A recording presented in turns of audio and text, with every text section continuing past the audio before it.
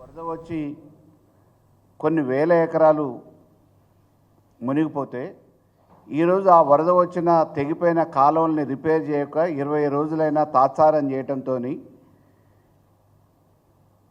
లక్షల ఎకరాలలో ఈరోజు పంటలు ఎండిపోయే దుస్థితి ఈ తెలంగాణలో వచ్చింది. ఈరోజు వైద్యాన్ని గాలి కొదిలేసారు, విద్యని గాలి కొదిలేసారు. హాస్పిటల్లో నిన్ననే నిండు గర్భిణి పోయి ప్రసవం చేసుకుంటే అక్కడ వైద్యులు సకాలంలో లేక నర్సులు వచ్చి రాని వైద్యంతో కడుపులో దాన్ని ఈపులో కొట్టి డెలివరీ చేపిస్తే పుట్టిన శిశువు వెంటనే చచ్చిపోయింది.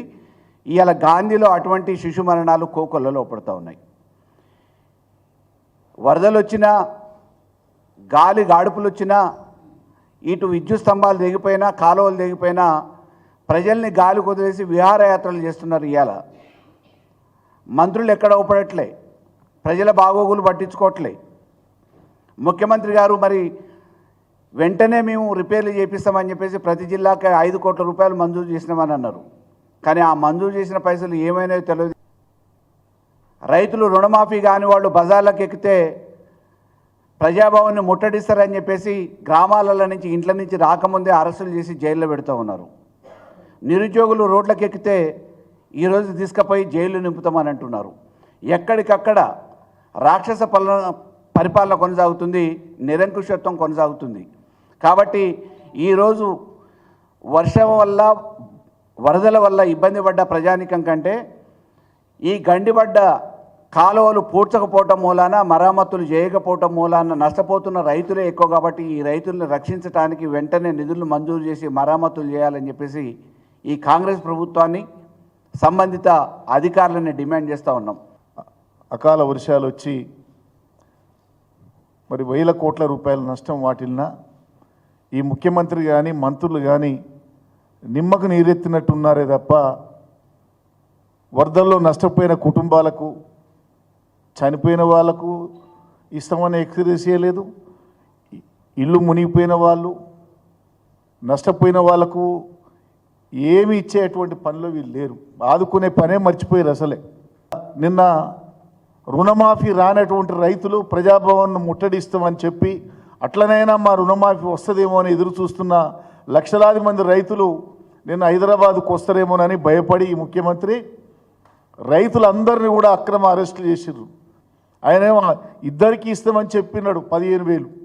ఇవాళ వ్యవసాయ మంత్రి ఏమంటుండు, కౌలు రైతుకు మేము ఏ భరోసా ఇవ్వలేము, కౌలుదారుడు ఆ యొక్క యజమాని, భూ యజమాని చూసుకోవాలి తప్ప మాకేం సంబంధం లేదని దాటేసే పరిస్థితికి వచ్చింది. ఈ రకంగా పరిపాలన గాలికి వదిలేసి, ముఖ్యంగా మా నల్గొండ జిల్లాలోనైతే మంత్రులు పోటీలు పడుతున్నారు. ఎప్పుడు హెలికాప్టర్లో ముఖ్యమంత్రి హెలికాప్టర్ ఎక్కిండు, మేమెందుకు ఎక్కొద్దు. ఉత్తమ్ కుమార్ రెడ్డి గారు, వెంకరెడ్డి గారు గాలిలో చక్కర్లు కొడుతున్నారు తప్ప హెలికాప్టర్ల మీద. నల్గొండ జిల్లాలో, ఉమ్మడి నల్గొండ జిల్లాలో ఆయన నష్టమేంది, రోడ్ల మరమ్మతులు ఏంది, తెగిపోయినటువంటి కాలువలు ఏంది, చెరువుల గండ్లు పడినది ఏంది, ఎండిపోతున్న రైతుల పరిస్థితి ఏందని ఏనాడు కూడా వీళ్ళు చూసే పరిస్థితి లేదు. అందుకనే తెలంగాణలో ఉన్నటువంటి కాంగ్రెస్ ప్రభుత్వం అన్ని రకాలుగా విఫలమైపోయింది. రాష్ట్రంలో నేడు ప్రస్తుత పరిస్థితులు అందరూ గమనిస్తే, ఒకవైపు ముఖ్యమంత్రిగా రేవంత్ రెడ్డి కావచ్చు, వాళ్ళ మంత్రులు కావచ్చు, వాళ్ళకున్న పదవులన్నిటిని కూడా వాళ్ళు కిరీటంలా ఒక సోకుగా భావిస్తారు తప్ప ప్రజలకు న్యాయం చేయాలి, సుపరిపాలన అందించాలన్న ఆలోచన మాత్రం ఏమాత్రం కనపట్లేదన్న సంగతి ప్రతి ఒక్కరు కూడా, తెలంగాణలో ఉన్న ప్రజలు ప్రతి ఒక్కరు కూడా గమనిస్తున్నారు. రైతులు అన్ని విధాలుగా ఇబ్బందులు పడుతున్న పరిస్థితులు రాష్ట్రమంతా కనపడుతున్నాయి.